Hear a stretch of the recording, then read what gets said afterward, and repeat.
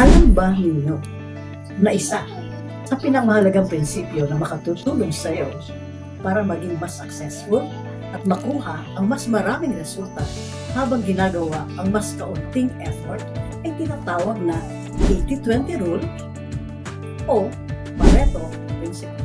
Saan nga ba nanggaling ang 80-20 rule? Nagsimula ito noong 1900s kay Vilfredo Pareto, isang economist mula sa Italy.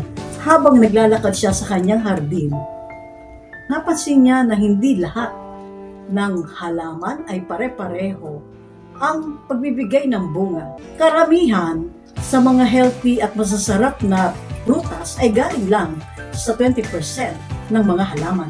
At ang natitirang 80% ng mga halaman ay hindi ganoon ka-produktibo. Pagkatapos nito, napansin din niya na hindi lang ito nangyayari sa kanyang hardin, kundi pati na rin sa buong Italy. 80% ng mga lupa sa buong bansa ay pag-aari ng 20% ng mga tao. Ganito pala yung pattern. Maliit na bahagi ng effort o resources ay nagdadala ng malaking bahagi ng result. Bakit nga ba ito mahalaga para sa iyo? Dahil ang 80-20 rule ay hindi lang applicable sa hardin ni Pareto, kundi pati na rin sa buhay natin at sa ating mga negosyo.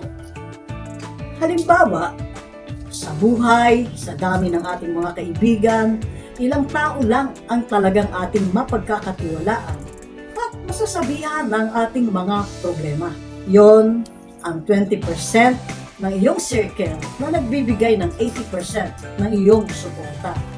Sa damit na pag-aari mo, sigurado, may mga paborito kang damit na palaging suot, di ba? 20% ng iyong wardrobe ang madalas mong gamitin, pero iyon ang nagbibigay ng 80% ng iyong comfort at style. Halimbawa, sa business, sa negosyo mo, 80% na iyong mga benta ay nagmumula lang sa 20% na iyong mga produkto o customers. Ibig sabihin, may lang specific na key activities na magbibigay sa inyo ng mas malaking resulta kung alam mo kung ano ang mga ito. Makikita mo na pwede mong i-prioritize ang mga importanteng tasks at gawing mas effective ang iyong business efforts. Ngayon, paano nga ba natin ito magagamit para magtagumpay? Ang pinakamahalaga ay matutunan natin i-identify kung ano ang 20% ng mga aktibidad o mga effort na magdadala sa atin ng 80% ng resulta. Kapag nakita natin ang mga ito, doon natin dapat ilaan ang ating oras, lakas at resources. Sa madaling salita, sa halip na mag-aksaya ng oras sa mga bagay na hindi gaano makikinabang sa iyong negosyo o sa buhay, mag-focus ka lang sa mga pinakamahalagang bagay na magbibigay ng malaking resulta.